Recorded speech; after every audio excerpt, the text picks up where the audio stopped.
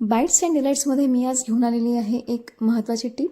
बोंडं बनवताना आपल्याला एक अडचण येते. त्यामध्ये आपण कणिक मिक्स करतो, साखर मिक्स करतो. कधी कणिक जास्त होते तर बोंडे हे छान होतात, पण साखरेचा गोडवा हा कमी असतो तर बोंडे हे कमी गोड तयार होतात. तर आपल्याला गोडही पाहिजे आणि बोंडं छान गोल गोल झाले पाहिजे किंवा फुटले नाही पाहिजे. बरेचदा बोंडे तेलामध्ये पूर्ण फुटतात. जसं आपण बॅटर टाकतो, टाकताना तर ते छान होतात, पण जसं जसं ते शिजतं किंवा ते सगळे सुटायला लागतात आणि जसं बॅटर आपण तयार करतो त्याप्रकारे तेलामध्ये सगळं ते सुटून जातं. त्यासाठी काय करायचं आहे, त्यावेळेला तुम्हाला त्यामध्ये थोडीशी कणिक ॲड करायची, कणिक गाळून घ्यायची आणि ती छान ॲड करायची, मिक्स करून घ्यायची आणि थोडी साखर घालायची. त्यामध्ये चिमूटभराचं मीठ पण टाकायचं. हे सगळं साहित्य छान एकजीव करून घ्यायचं. त्यानंतरच तुम्ही याचे बोंडं तयार करायला घ्यायचे. बोंडं अजिबात एकमेकाला चिपकणार नाही, फुटणारसुद्धा नाही आणि गोड पण होतील.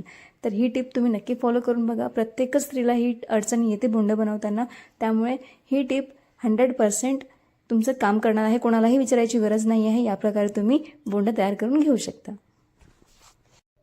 मी तुम्हाला याआधी एक पद्धत सांगितली आहे. कोवळं शिजवून घ्यायचं, त्यामध्ये साखर मीठ ॲड करायचे आणि ते पुरणासारखं आळून घ्यायचं. या मेथडने एक बोंडाची रेसिपी मी ॲड केलेली आहे माझ्या यूट्यूब चॅनलला.